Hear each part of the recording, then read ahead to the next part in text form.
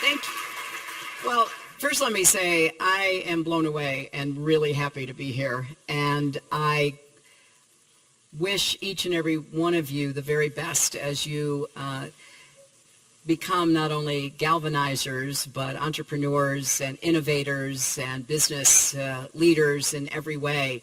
I want to thank Jim for letting me come and visit one of these campuses of Galvanize. I really am taken by the model and want to do everything I can to lift it up and create more pathways for more people to have these opportunities. I want to thank Stephanie, who came from Governor Hickenlooper's staff to be part of this, and I had a chance to visit with the governor earlier and was talking about the workforce planning that is going on here in Colorado. It's a real model for the rest of the country, creating all of these pathways to give people the skills that are needed in the 21st century economy.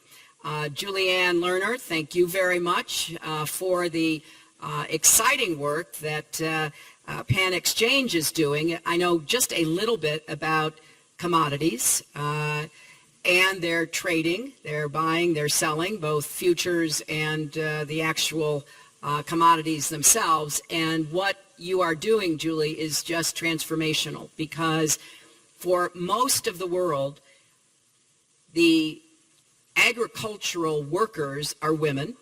More than 60% of the farmers in the world are women who farm small plots and who do not have access to information. Very often, until cell phones came with SMS still to get some kind of weather reports, they didn't even know what the weather would be, couldn't plan. They don't have access to good seed or pesticides by and large. And what we're doing through this kind of effort is opening up markets, creating more transparency, which will benefit so many of the people who are actually doing the hard work of producing food and trying to get it to market and create a better life for themselves, their families, and their communities. So I'm thrilled by that. And I want to thank Josh Anderson, CEO of Patriot Boot Camp, for working on another set of challenges, and that is how we do a much, much better job creating employment pathways for our vets, something that I have spent a lot of time thinking about and working on. There are good ideas out there, but they're not yet broad enough, deep enough, so that we are really doing what we should to give our vets the chance to have a good future. It needs to start, as I was just talking to Josh and Ben about, needs to start while they're still in the military. Before they leave, we don't do a good enough job with transition planning.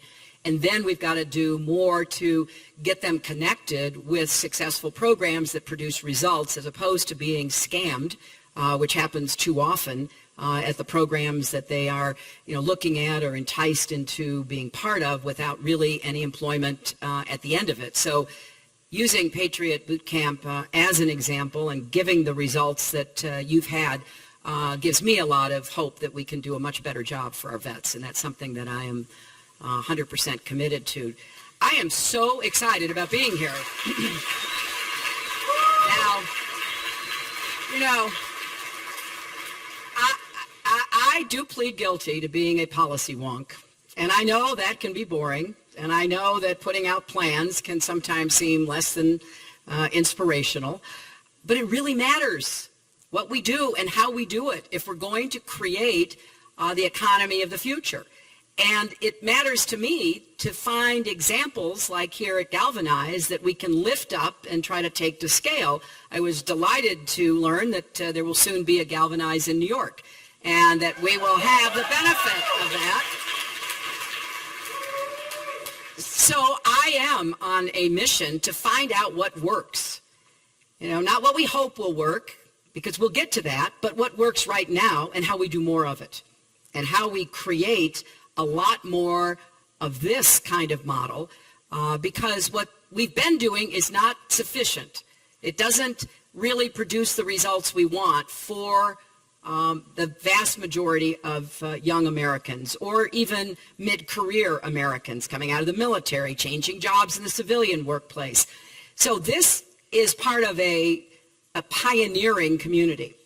And you all are part of that. And I am thrilled to see what you're accomplishing. I know across Colorado, you have made smart investments in technology and innovation. That's helping to create a lot of good paying jobs. It's not an accident that Denver and Colorado in general have a lower than average unemployment rate, because there are opportunities here. There are magnets of jobs and futures that people are drawn by, and we're going to continue to build on that. I learned that nearly a quarter of the people in and around Denver and Colorado Springs now work in STEM fields.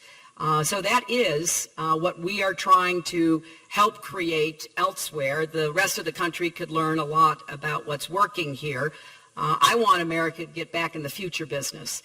You know, saying that you want to make America great again is code for saying we want to go back to the way it used to be. Forget about technology, forget about inclusivity, forget about giving everybody an opportunity to have a real shot at the best possible future.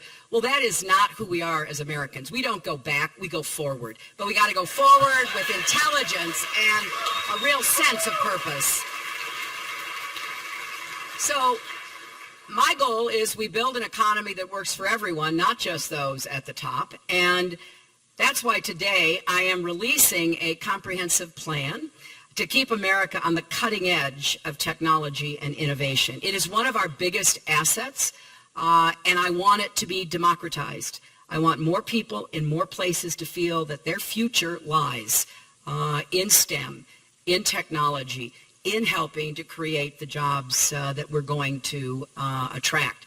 So first, let's make it easier for young people to become entrepreneurs, exactly what's going on here at Galvanize. I've talked to a lot of people in the field, and, you know, starting out can be daunting. There's a lot of risk, even if you've got a good idea, how you translate that into a business, how you grow that business, how you make a living from it. It can be a lot harder if you're juggling student loan payments, and that can cut into what you're able to do, what kind of risk you think you can take. So we're going to help people with student loans refinance their loans to lower rates, and then we're going to let young people who want to start something new defer your federal student loan payments for up to 3 years. So you won't pay a dime on whatever loans you have for 3 years. And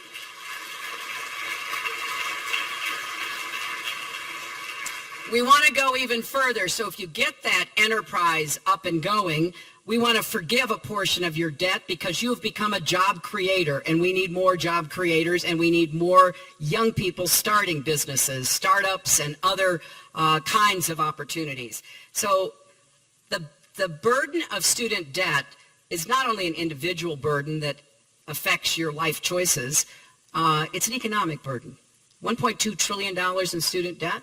Think of how more productive that money could be spent. So this is going to be one of our priorities. Second, we have to make sure every student in America, no matter what zip code that student lives in, gets the chance to learn computer science before they graduate from high school. Those are skills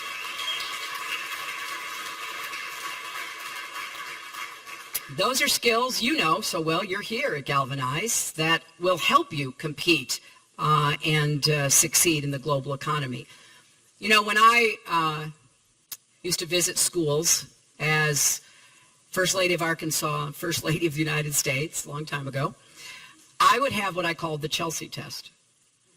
In other words, would I send Chelsea to this school? And some were a resounding yes. You know, the creativity, the energy, the collaboration, and some were absolutely not, and no child should go to these schools.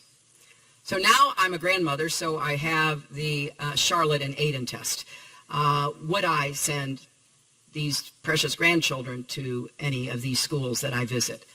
There is such a divide. It's heartbreaking. Some of you may have had schools where you really got exposed to technology, where you had a chance to both learn on your own and be guided in your learning, but I bet a lot of you didn't. We can no longer tolerate that. Part of what we have to do, though, is make sure that the benefits of technology and the internet are widely shared. It's hard to believe, but we still have lots of parts of our country rural and urban, where you do not have access to high-speed internet. In fact, it's spotty, and it is an economic impediment. You know, I've traveled a lot around our country, and you can see what it means not to be connected with the global economy. And I'm thrilled whenever I see places that are historically left out finding ways to get in. So in Eastern Kentucky earlier this year, I learned about a successful program that trains former coal miners to be computer programmers. But the lack of affordable high-speed broadband is a real barrier. So I intend to make sure we do what we did with electricity and, you know, my grandparents' generation. We connect every home and business in America to high-speed internet, and we do it on as fast a time scale as possible, no later than the early 2020s, because every year we waste means we leave people behind and left out in a way that is heartbreaking and wrong.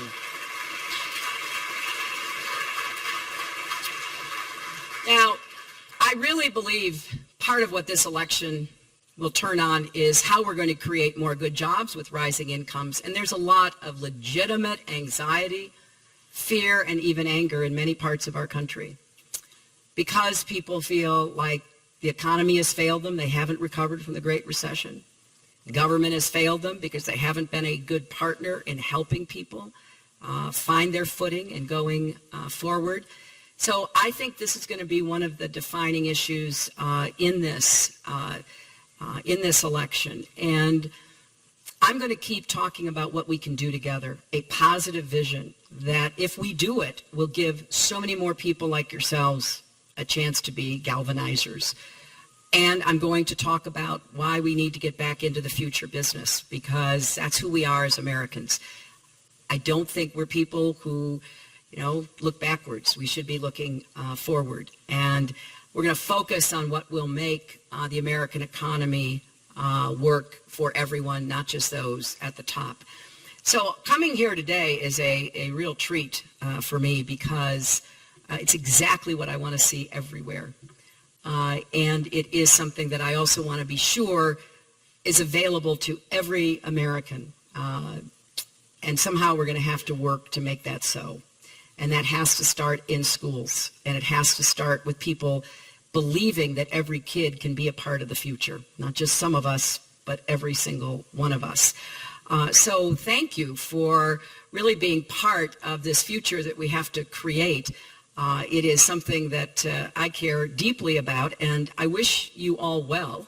I think it's great you are here, being not only interested in your own future, but helping to build a learning community for technology, as the sign says. And I look forward, Jim, to keep hearing more about what you're doing, why it works, and what more we can do to help you. I've already gotten some good ideas from the folks I've talked to today about what more we can do to make this work for more people. But let me have a chance to just shake some hands and greet you all, as many as I can before I have to leave. But again, it's a thrill to be here, and I wish you all the very best. Thank you very much. Dan? Wait, I think the press has a question, so. Yes. Mm-hmm.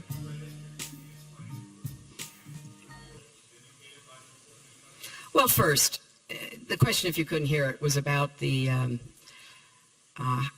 committee report on Benghazi that was released today. And I have said from the very beginning, nothing is more important than the safety and security of our diplomats and development officials who go into dangerous places around the world pursuing American values, interests, and our security. And I said this when I testified for 11 hours, that no one has thought more about or lost more sleep over the lives that we lost, the 4 Americans, which was devastating. And we owe it to those brave Americans to make sure that we learn the right lessons from this tragedy.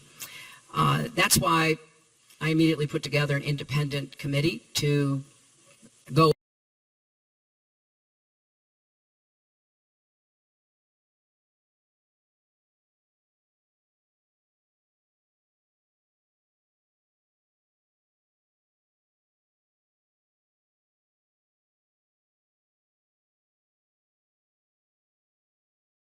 of the prior multiple earlier investigations carried out on a bipartisan basis in the Congress.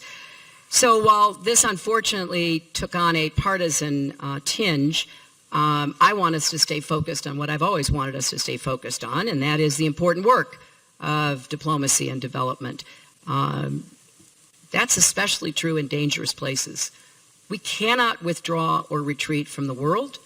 America needs a presence for a lot of reasons, and the best way to honor the commitment and sacrifice of those we lost is to redouble our efforts to provide the resources and support that our diplomats and our development experts deserve. So I'll leave it to others to characterize this report, but I think it's pretty clear it's time to move on. Thank you all very much.